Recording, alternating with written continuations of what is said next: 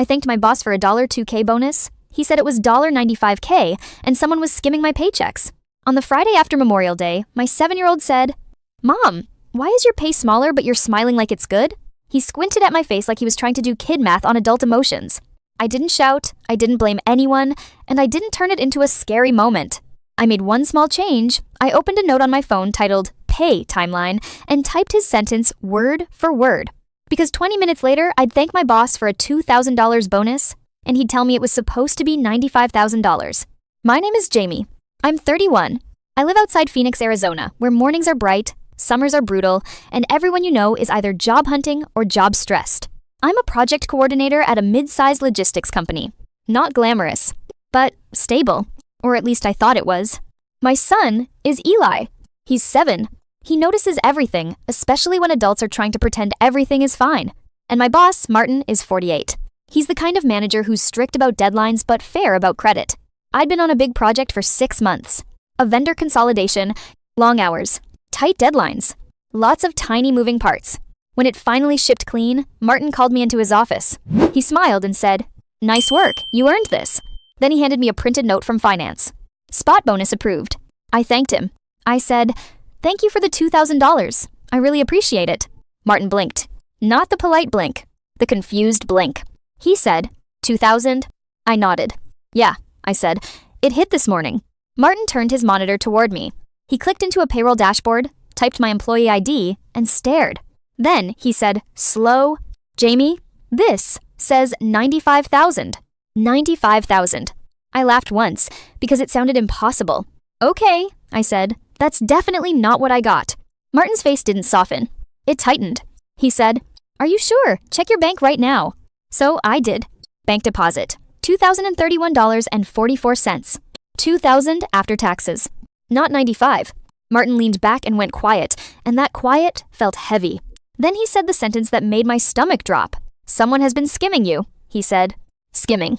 Not error. Not glitch. Skimming. I didn't scream. I didn't accuse the nearest person. I made one small change. I opened Pay Timeline and typed, Friday, 9:18 a.m., thanked Martin for $2K bonus. Martin says payroll shows $95K, because I could already feel what was coming next. The messy middle, where everyone says, "We're looking into it," and you're the one still paying bills. Martin stood up and said, "Do not talk about this in the open. Come with me." He walked me to HR. Not an email. Not, "We'll circle back." A walk. That's when I knew he believed me. HR Director Cynthia looked concerned the second she saw our faces. Martin said, "Jamie's bonus deposit doesn't match what finance approved." Cynthia said, "Okay, sit. Jamie, do you have the bank deposit amount?" I showed her. Cynthia took a breath. Then she said, "Calm. We are going to treat this as a payroll integrity incident, not a performance issue." Payroll integrity. That phrase felt like oxygen, because it meant I wasn't being blamed for being bad with money.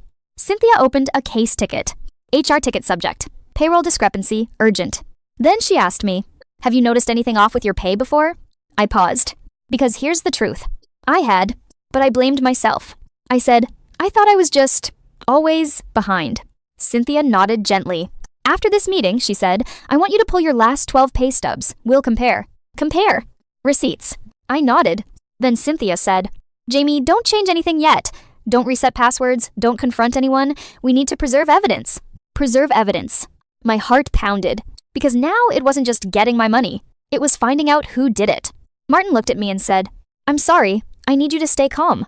I nodded. "I am calm," I said. "I'm just stunned." Then Cynthia scheduled a meeting with payroll. Calendar invite. Payroll review. 1 p.m. I left HR and went back to my desk, like my body was operating on autopilot. At 10:42 a.m., I opened our payroll portal and downloaded my pay stubs. 12 months. Then 24 months. Then 3 years. Because if someone can skim a bonus, they can skim a paycheck. And when I compared the pay stubs to my offer letter, my stomach dropped. My base pay on the stubs matched, but the deductions didn't always make sense.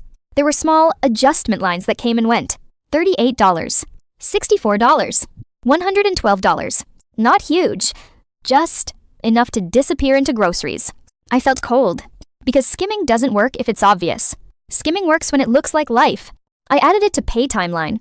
Then my phone buzzed. Text from Martin 11:6. Aminer's payroll says the $95K was processed. The question is where it went. Where it went. That line opened a loop in my brain. Because money doesn't vanish. It moves. And if it moved, there would be a trail. At 12:58 p.m., I walked into the payroll conference room with my laptop, my notes, and my hands shaking under the table. Cynthia from HR was there. Martin was there. And payroll manager, Denise, was there, calm face, perfect posture. Denise smiled at me like this was a customer service issue. Jamie, she said, we're going to sort this out. Sort it out. That phrase sounds nice until you realize it can also mean make it disappear quietly. Cynthia didn't let it stay soft. She said, we need transaction level detail, portal logs, deposit routing, change history. Change history. Denise's smile tightened just slightly. We can pull those, Denise said. Denise opened her laptop and clicked through screens. Then she said, the bonus was processed as a separate payment. Net amount should have been higher than $2,000, even after taxes. Martin nodded, jaw tight. Denise continued, the system shows a split deposit. Split deposit. My stomach dropped, because I had never set up a split deposit. Denise said, Jamie, do you have more than one bank account on file? I shook my head. No, I said. Denise clicked again and turned the screen toward me. There were 2 accounts listed. Account A, my real bank, last 4 digits. I recognized. Account B, a different bank. Digits I did not recognize. Denise said, this second account has been receiving most of your variable pay. Variable pay. Not just the bonus. The adjustments. The overtime bits. The reimbursements. My chest tightened. I asked, since when? Denise clicked history. Portal log. Direct deposit update created 18 months ago. Editor. Payroll user ID. Not my user ID. A payroll user. Cynthia leaned forward. Who is that payroll user? She asked. Denise hesitated. Then she said, that's internal. Internal. Meaning it belonged to someone on her team. Martin's voice went low. Denise, he said, answer the question. Denise swallowed. It's associated with a payroll specialist, she said. Cynthia said, name. Denise looked at Cynthia, then at me, then down. Gina, she said quietly. Gina. I knew Gina. Not well. But she was the payroll person who always replied, fixed, with a smiley face. The one who brought donuts on Fridays. The one everyone liked. My stomach turned. Because this is how skimming works. It hides behind friendliness. Cynthia asked, does Gina have permission to change employee direct deposit information without employee authentication? Denise answered quickly. No, she said. There are supposed to be controls. Supposed to be? Cynthia nodded slowly. Then this is a breach, she said. Breach. That word made the room colder. Then Cynthia asked me something that made my skin crawl. Jamie, she said, have you ever shared your payroll login? I shook my head immediately. No, I said, because I hadn't. But then I remembered something. A year ago, I'd had trouble logging in and called payroll. Gina had helped me reset. I said carefully, I called payroll once for a reset. Gina handled it. Cynthia nodded and typed. Receipt. Then Martin asked, how much? He said, how much is missing? Denise clicked a report. Total diverted deposits, $93,000. 93. I felt dizzy, because that meant the $95K bonus wasn't the only thing. It was just the first time I noticed. Cynthia said, calm voice, Jamie, we will make you whole. Make you whole. That phrase mattered. Then Cynthia added, we also need to investigate whether this affected other employees. Other employees. Martin's jaw tightened. He said, Denise, who else has Gina had access to? Denise looked like she might throw up. She whispered, a lot. A lot. My stomach dropped. Because that meant Gina didn't just skim me. She skimmed the system. Then Denise said something that made my anger turn into focus. She's out today, Denise said. Gina took PTO. PTO. Of course she did. Cynthia didn't panic. She said, lock her access now. IT. Immediately. Denise nodded and started typing fast. Cynthia looked at me and said, Jamie, don't talk about this to anyone in the office yet. We need to control the investigation. Control. Not control me. Control the evidence chain. I nodded. At 2:14 p.m., my phone buzzed with a bank notification. Bank alert. Direct deposit change attempt blocked. Blocked. Because Denise had locked access mid-meeting. My chest tightened. Because it meant Gina was actively trying to change something right now. From wherever she was. Cynthia saw my face. What? She asked. I turned my screen toward her. Cynthia's eyes narrowed. Okay, she said quietly. She's running. Running. Not physically. Digitally. Martin stood up. Call IT, he said. Cynthia looked at me. Jamie, she said, I need you to forward those portal logs and screenshots to me right now. Right now. I did. Email subject, payroll receipts, Jamie. I attached everything. Then, I opened Pay Timeline and typed the biggest line yet. Payroll confirmed split deposit, 18 months, diverted $93K, editor, Gina. If you were me, would you feel angry? I did. But I also felt something else. Vindicated. Because for 18 months, I'd been blaming myself for being bad with money. And it wasn't me. It was theft. And now, the question wasn't just, will I get the money back? The question was, what would Gina do next now that she knew she'd been caught? That night, I went home and tried to act normal. Dinner with Eli, homework, bath time. But my body felt like it was humming. Because when someone steals from you slowly, you don't just lose money. You lose trust in your own instincts. After Eli went to bed, I sat with Mariah, my best friend, not my wife, who lives 10 minutes away and has the gift of calm. She came over with tea and said, "Tell me what you know." So I told her, the $95K, the split deposit, the portal logs. Gina. Mariah didn't gasp. She said, "Okay. Next question. Are you protected?" Protected. That word matters. Because money theft can turn into retaliation fast. I said, HR said they'll make me whole, but I don't know what that means. Mariah nodded. Get it in writing, she said. The next morning, Cynthia emailed me. Email subject, payroll discrepancy, remediation plan. The email said the company would issue an emergency correction deposit within 72 hours for the diverted amount they could confirm immediately, and they'd do a full audit for additional amounts. Audit. Another word that felt like air. Then, Cynthia wrote, please do not discuss this with coworkers while the investigation is active. Active investigation. So yes, it was real. At 11:06 a.m., my phone buzzed. Unknown number. Text. You think you're smart. My stomach dropped because I recognized the writing style. Short, sharp. Gina. I didn't reply. I screenshot it and emailed it to Cynthia. Email subject, harassment text, possible Gina. Cynthia replied 5 minutes later. Do not respond. We are adding this to the file. Adding to the file. Karma begins as a file.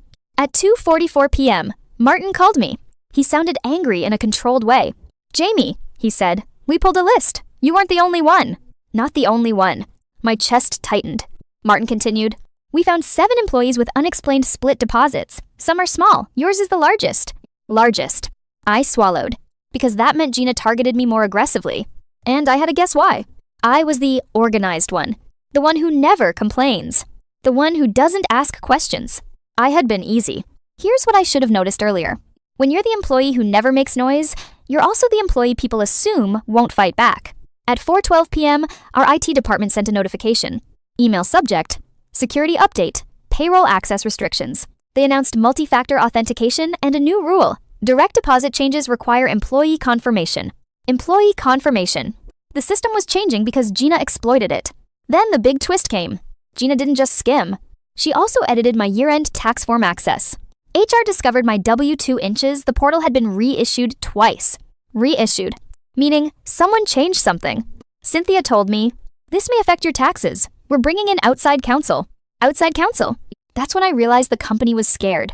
Not of me. Of liability. And fear in institutions moves faster than empathy.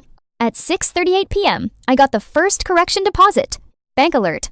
Company ACH deposit. $25,000. 25.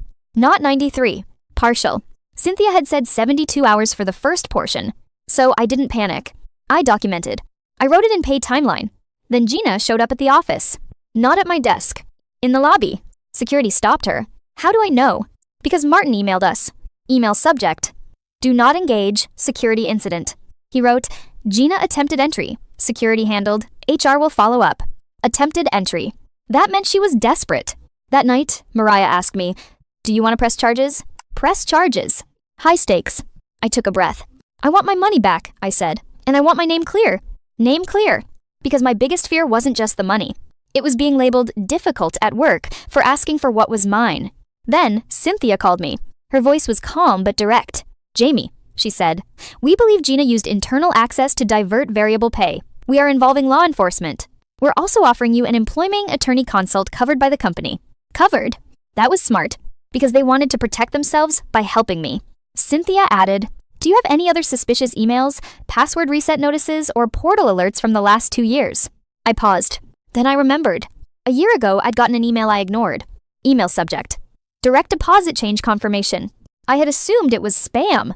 I searched my inbox. There it was. I forwarded it to Cynthia. Because that email was the start, the first breadcrumb. And suddenly, I realized the story wasn't about one bonus. It was about 18 months of quiet theft. And if the company could prove it, there would be consequences. But there was one more twist left. The one that made the whole thing personal. Because when the audit expanded, we found out why Gina targeted me hardest. And it wasn't random. It was petty. The audit report came back on a Monday. Martin asked me to come to a closed-door meeting with HR and finance. Calendar invite. Confidential meeting. 3 p.m. I walked in and saw 3 folders on the table. That's never a good sign. Cynthia looked at me and said, "We have findings." Findings. Not updates. Findings. Then Finance Director Paul said, "Gina didn't pick you by accident." My stomach tightened. Paul continued, "She flagged you as unlikely to notice." Unlikely to notice. I felt my face go hot, because it was insulting. But it was also true. I noticed late. Cynthia slid a printout across the table. Portal note. Employee profile tag. Low risk, no complaints. Gina had tagged me, like I was a target. Then Cynthia showed me another receipt. A Slack message between Gina and a friend in payroll. Slack, screenshot. Jamie always says thank you. She'll never question it. Always says thank you. That line hit hard, because it meant my politeness had been weaponized. And that brought us back to the title moment. Me thanking Martin for $2K. Gina counted on that. Cynthia said, "The good news is, because you brought it forward, we stopped it before year-end reconciliation."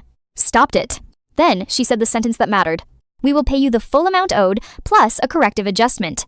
Corrective adjustment. In normal language, a settlement. Paul added, "We also need you to review the numbers we calculated for you." Review. They handed me a worksheet. Total diverted, $93,014. Tax corrections, pending. Company corrective amount, $10,000. Attorney fee coverage, yes. I stared at it. Not because I wanted to celebrate, because my life could have been different with that money. Eli's summer camps. My car repair. My emergency fund. All the times I said we can't. Some of those were lies I told my kid to protect him. And I hated that. Cynthia asked, "Do you want to add anything to the record?" To the record. I swallowed. "Yes," I said.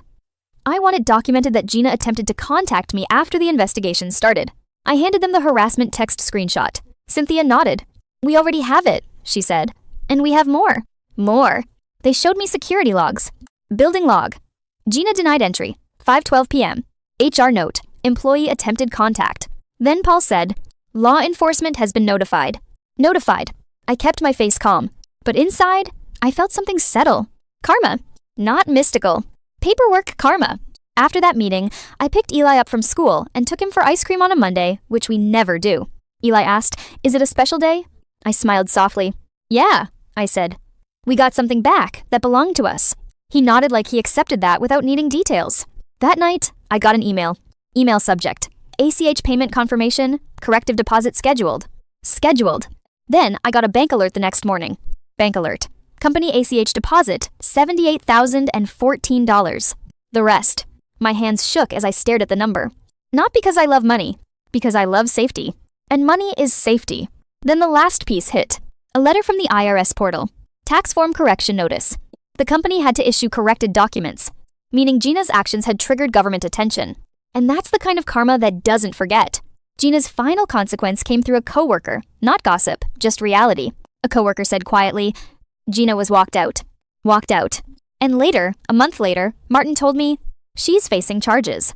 I'm not going into details because that's not the point. The point is, she didn't just lose a job.